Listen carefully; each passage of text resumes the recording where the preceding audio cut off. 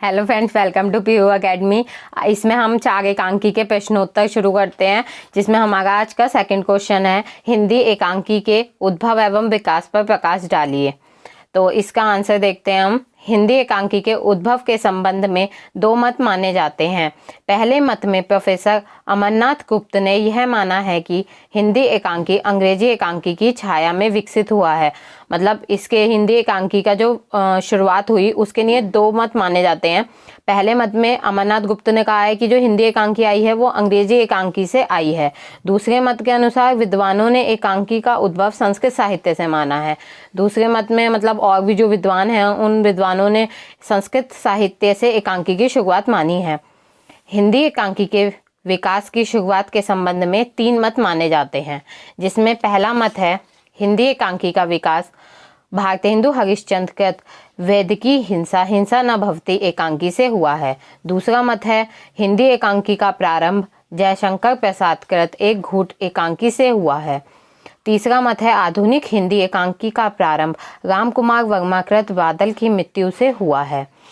फिर भी हिंदी एकांकी का विकास भारतेंदु युग से ही माना जाता है। तो आइए अब हम देखते हैं कि भारतेंदु युग में कैसी एकांकी लिखी जाती थी। भारतेंदु युग में 5 प्रकार की एकांकी लिखी जाती थी, जिसमें राष्ट्रीय एकांकी, ऐतिहासिक एकांकी, सामाजिक यथार्थवादी एकांकी, सामाजिक सुधारवादी एकांकी और धार्मिक एकांकी आती हैं। आइए अब हम आगे का देख लेते हैं। इसमें द्विवेदी युग में हमारी सामाजिक और राजनीतिक समस्याओं का युग था। तो इसमें हमारी 4 प्रकार की एकांकियां सामने आई, जिसमें सामाजिक व्यंग्यात्मक एकांकी थी, राजनीतिक एकांकी, ऐतिहासिक एकांकी और धार्मिक एकांकी हमारे सामने आई। फिर आता है प्रसाद युग। प्रसाद युग में डॉक्टर नगेंद्र ने एकांकी का प्रारंभ जयशंकर प्रसाद की एकांकी एक घूट से माना है। ये हमने अभी पीछे भी पढ़ा था। तो उसमें जो दूसरा मत था उसके अनुसार जयशंकर प्रसाद की एक घूट से एकांकी का प्रारंभ माना गया था। तो ये डॉक्टर नगेंद्र ने माना था। यहीं से हिंदी एकांकी की एक नई शैली का प्रारंभ होता है। इसमें एकांकी की एक विकसित अवस्था का दर्शन होता है और इस युग में 3 प्रकार की एकांकी मुख्य रूप से लिखी गई थी, जिसमें मौलिकतावादी एकांकी, पौराणिकतावादी एकांकी और आधुनिकतावादी एकांकी आती हैं। उसके बाद आता है वर्तमान युग, जो इस समय चल रहा है। तो यह काल हिंदी एकांकी के बहुमुखी विकास का काल माना जाता है। मतलब इसमें जो एकांकी है उसका बहुत ज़्यादा विकास हुआ।